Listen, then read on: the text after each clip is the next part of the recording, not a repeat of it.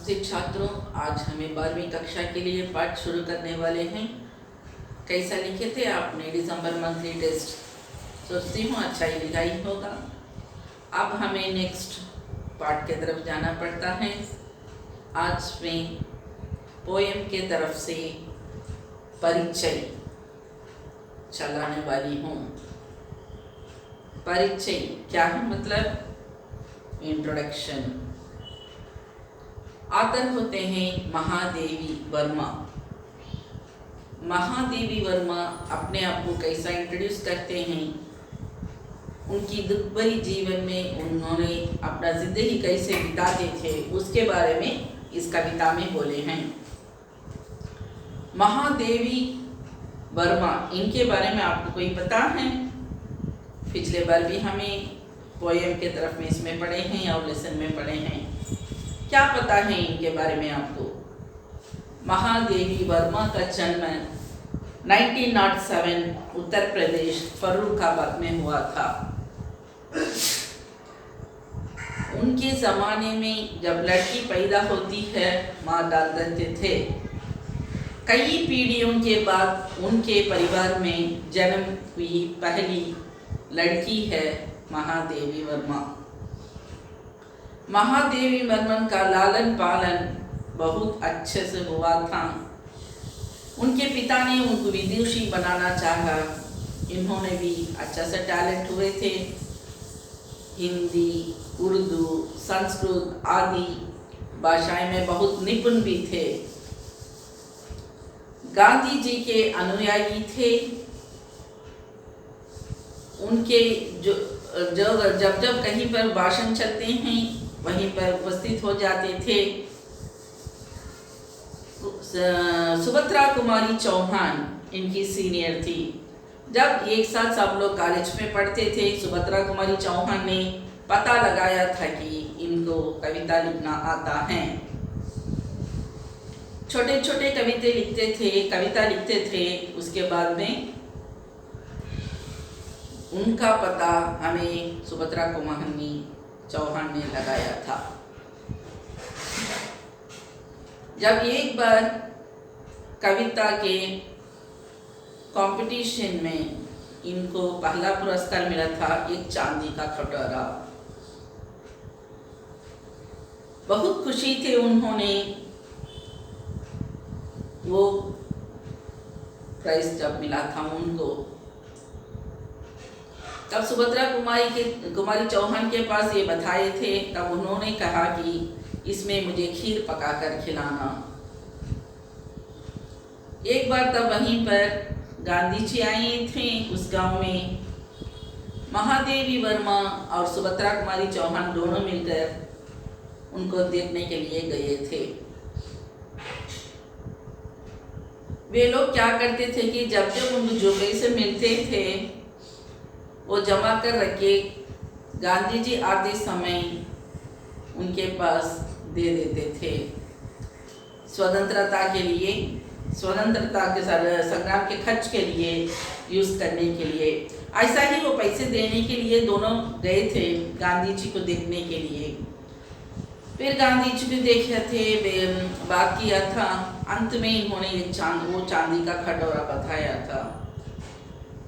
तब गांधी जी ने उससे पूछे कि महादेवी वर्मा से पूछे कि ये भी क्या आपने भेंट के रूप में देने वाली है? कुछ भी नहीं कहे, हाँ कहकर दे दिया। लेकिन दिल में एक कोने में तो थोड़ा गम था, क्योंकि गांधी जी पूछना था ये कब कैसा मिला आपको। जब वह बताती थी कि कविता प्रतियोगिता में उसे पुरस्कार मिला है, रहने पर भी बहुत खुश हुआ, क्योंकि वह गांधी जी को दे दिए थे। बहुत अच्छा था उनका बचपन का लाइफ। लेकिन उनके विवाह के बाद तो लाइफ बहुत दुख हो गया था। उन्होंने अपने पति से बिछुड़ गई थी।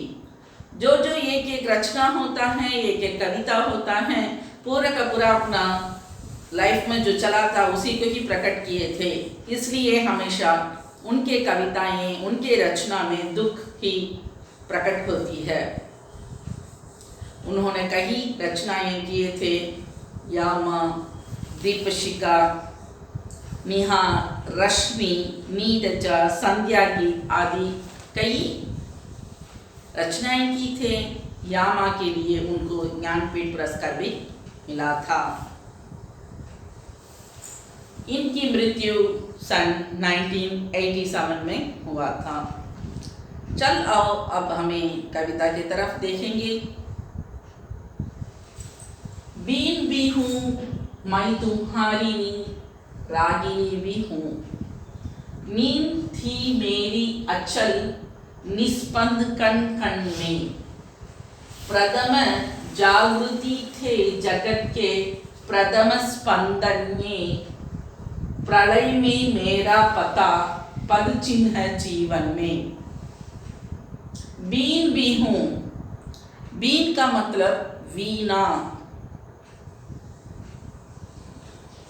इन्होंने अपने पति से कहते हैं कि मैं एक दुख भरी वीणा हूँ।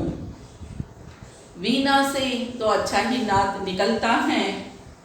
इन्होंने कहते हैं कि मैं दुख भरी वीणा हूँ और मैं तुम्हारी रागिनी भी हूँ।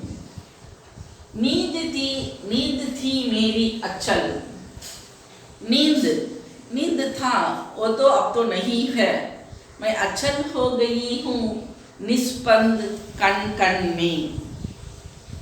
क्या हो गया? तो मेरा आंख नहीं मूंदा जाता है, वो ऐसा ही खड़ा हो गया है, इमूवेबल हो गया है।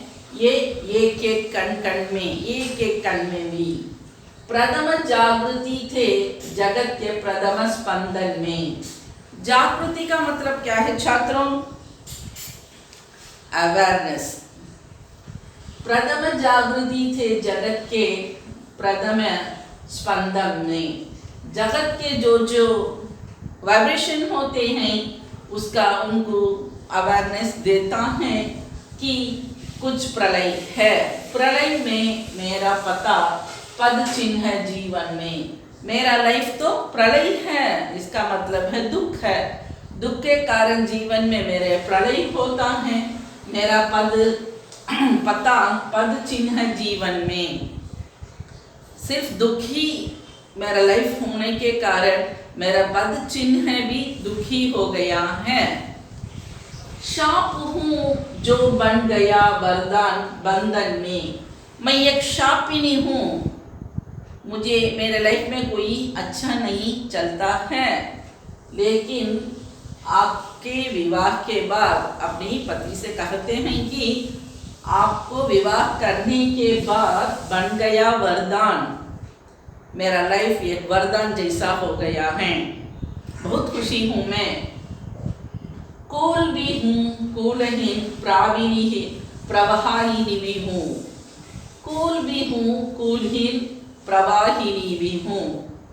कूल मतलब किनारा, प्रवाहिनी मतलब वो नदी को कहते हैं। वो नदी के किनारा भी है। कूल भी होते हैं और कूलहीन भी होते हैं। उन्होंने नदी के किनारा भी होते हैं और बहती हुई नदी भी होते हैं। नयन में जिसके जलद व तृषित चातक हूँ। नींद ना होने के कारण पलकों में से जलन है और पलकों में आंसू बहता है। पलकों ऐसा ही बिना मूंदे ऐसे ही खुले रहते हैं। मुझे नींद नहीं आती है। कैसा है कि उसे अच्छे एग्जाम्पल देते हैं। तृषित चातक हूँ। तृषित पक्षी का आपको पता है क्या? वो सिर्फ वर्षा के बूंदे को ही पीकर अपना जीवन बिताता है वो पक्षी। तब वर्षा का मौसम आता है, वो हमेशा के लिए अपना मुंह खोलकर आसमान को इंतजार कर रहा है जब वो उसे बूंद मिलेगा। ऐसा ही ये तृषित चातक पक्षी के जैसा है, क्योंकि अपना आँख खुला है, मूंदा गया नहीं। इसलिए वो कहती है कि मैं चातक पक्षी अपनी मुंह खोला रखता है एक वर्षा की एक बूंद के लिए, ऐसा ही मेरा नींद भी है, मेरा आँख हमेशा के लिए खुला रहता है। शलभ जिसके प्राण में वह निठुर दीपक हूँ।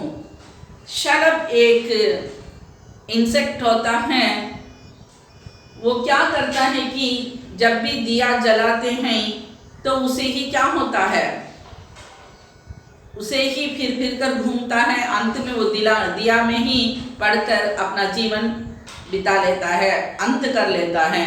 वैसा ही शलभ जैसा हूँ, वो एक इंसेक्ट है, शलभ कीड़ा है, इंसेक्ट जैसा हूँ, जिसका प्राण में वह निठुर दीपक हूँ। उसका प्राण वो दीपक में ही क्या करता है, मिटा लेता है। ऐसा ही मैं भी शलभ कीड़े के जैसा हूँ, अपने प्राण को अपने लाइफ में ही मिटा लेने वाली हूँ। शूल को उर में छिपाए विकल बुलबुल हूँ।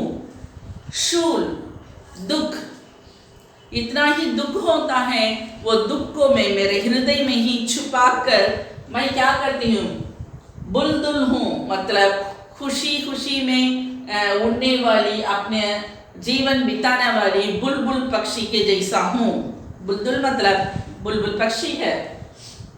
अपने उर में, अपने हृदय में, उर मतलब हृदय में बहुत दुख है, अनगिनत दुख है, मैं मेरे दिल के अंदर छिपा कर रही हूँ और मैं बाहर दिखाती हूँ बहुत खुशी के जैसा बुलबुल पक्षी के जैसा। ये खोकर दूर तन से छांव चल हूँ। ये खोकर दूर तन से छांव व चल हूँ।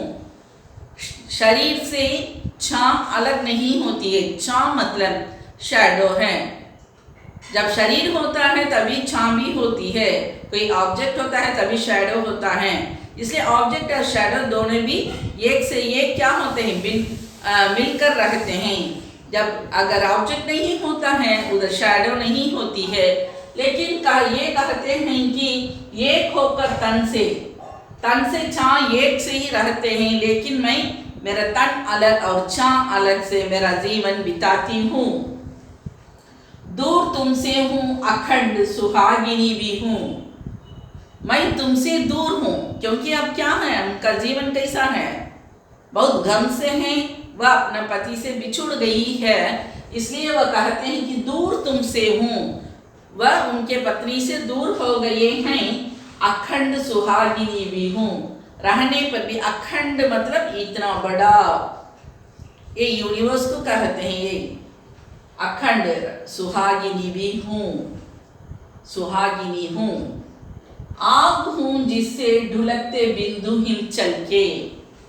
हिमचल, हिम का मतलब क्या है, हिम का मतलब क्या कहते हैं, स्नो कहते हैं। हिम पहाड़, हिमगिरी ऐसा हिमालय को कहते हैं क्योंकि वह पूरा पहाड़ हिम से ढका हुआ है।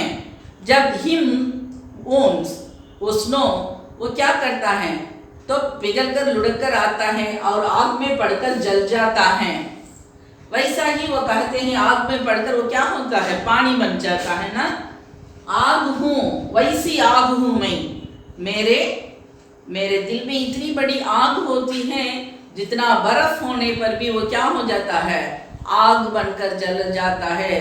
उतनी गर्म है मेरे दिल में, तो मैं हिम को भी क्या करने वाली हूँ, जलाने वाली हूँ। शून्य हूँ जिसको बिछे हैं पावड़े पलके। शून्य हूँ, शून्य का मतलब क्या है, जीरो, कुछ भी नहीं है, खाली है।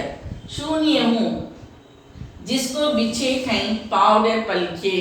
पावड़े मतलब वो रेड कारपेट कहते हैं ना, उसी को ही पावड़े कहते हैं, रेड कारपेट। शून्य हूँ जिसको बिछे, जिसके लिए बिछाया गया है ये रेड कारपेट, तो किसके लिए, किसी को स्वागत करने के लिए, बड़ी आदर करने के लिए, बड़े बड़े पर्सनालिटीज को वेलकम करने के लिए ही रेड कारपेट बिछाया जाता है। लेकिन किसके लिए है मेरे लाइफ में ये रेड कारपेट? मेरा लाइफ तो बहुत शून्य है, ये किससे स्वागत करने के लिए मैं बिछाने वाली हूँ ये पावड़े। पुलक हूँ वह जो पला है कठिन प्रस्तर में। मैं एक पुलक हूँ, पुतला हूँ, आइडल हूँ। तो आइडल क्या है? उसे कोई जीवन नहीं होता है ना? वो आइडल होता है वो जो पला है कठिन प्रस्तर का। वो भी कौन सा आइडल है? वो कौन सी स्टैचू बनकर रही है? वो प्रस्तर का, पत्थर का पाहन है। वो पत्थर से बड़ा हुआ स्टैचू जैसा उसकी लाइफ है। हूँ वही प्रतिबिंब जो आधार के उर में। मैं वही प्रतिबिंब हूँ। मेरे उर में क्या है? उर क्या है? हृदय। मेरे दिल में क्या होता है? उसी की प्रतिबिंब हूँ मैं। नील घन भी हूँ, सुनहरी धामिनी भी हूँ। वह कहते हैं कि नील गण भी हूँ, नील आकाश जैसी भी हूँ और सुनहरी धामिनी जैसी हूँ।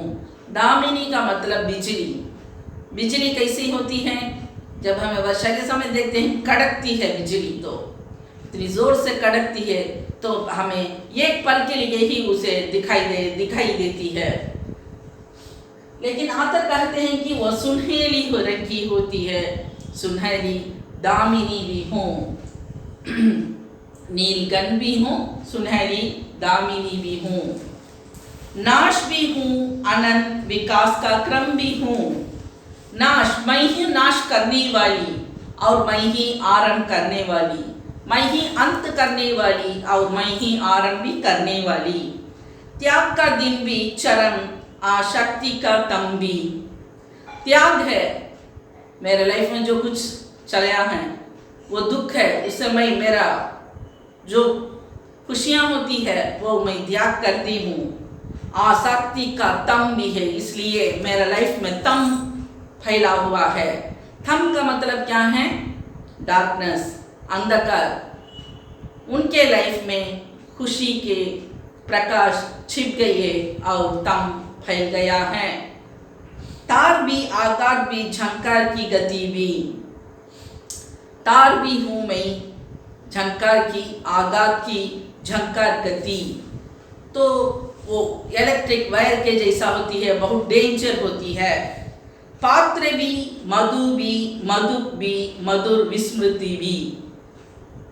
पात्र, मधु रखने वाली पात्र भी वही होती है, मधु भी वही होती है, मधुक भी वही होती है, मधुर विस्मृति है। अदर भी हूँ और स्मृति की चांदनी भी हूँ। वो मधु को पीने वाला अदर भी मैं ही होती हूँ और स्मित की चांदनी भी हूँ। वो मधु रखने वाली चांदनी की प्याला भी मैं ही होती हूँ। कवियत्री अपने एक एक पल में, एक एक वस्तु में अपने आप को ही प्रकट करती है। ये कविता पढ़ते समय हमें ये पता लगता है कि छात्रों, उनका जीवन कितना दुख है। दुख को अपने अंदर हृदय में छुपा कर वो कैसा बाहर अपना खुशी को प्रकट करती हैं। उनका लाइफ पूरा का पूरा तम से पीड़ित हुआ है। रहने पर भी वह क्या करती है? बाहर नहीं दिखाती है, सिर्फ आंसू बहती है। आंसू बहना तो एक प्रकार को अपना दुख को बाहर प्रकट करना का है। कई लोग अब रो कर अपना दुख को प्रकट करते हैं, अब खोल लेते हैं, लेकिन हमारी कवियत्री आंसू बहती है लेकिन किसी को पता नहीं होता है। उनका दुख को यूं ऐसा प्रकट करती है, सिर्फ ऐसे कविता लिखकर। लेकिन लोग को ये नहीं पता कि उनका गम क्या है। लेकिन उनका कविता तो इतना बहुत प्रसन्नता, बहुत प्रसिद्ध है। कवियत्री कहती है कि मेरा दुख से जो वो प्रकट हुआ है ये कविता, ये पढ़कर लोग खुश होते हैं तो मैं भी उससे खुशी होती हूँ। समझ में आता है कि छात्रों कितने एक मीनिंगफुल कविता है। पूरा का पूरा अपना लाइफ को ही उन्होंने इस कविता द्वारा प्रकट करते हैं।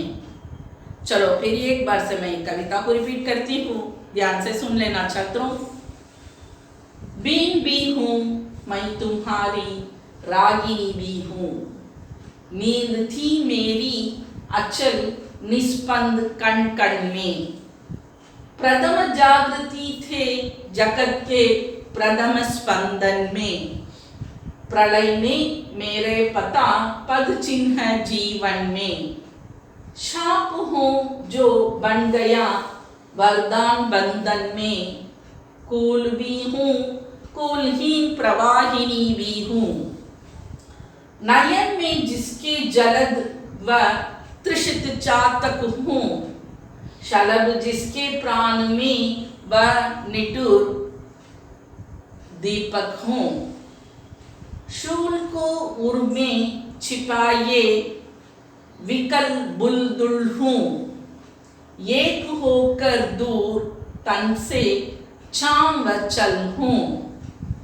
दूर तुमसे हूँ अखंड सुहागिनी भी हूँ। आग हूँ जिससे ढुलकते बिंदु हिमचल के। शून्य हूँ जिसको बिछे हैं पांडे पलके। पाउडे हमें रेड कारपेट भी कहते हैं और सैंडल्स को भी कहते हैं। पुलक हूँ वह जो पला है कठिन प्रस्तर में। हूँ वही प्रतिबिंब जो आधार के उर में। नीलगण भी हूँ सुनहरी दामिनी भी हूँ।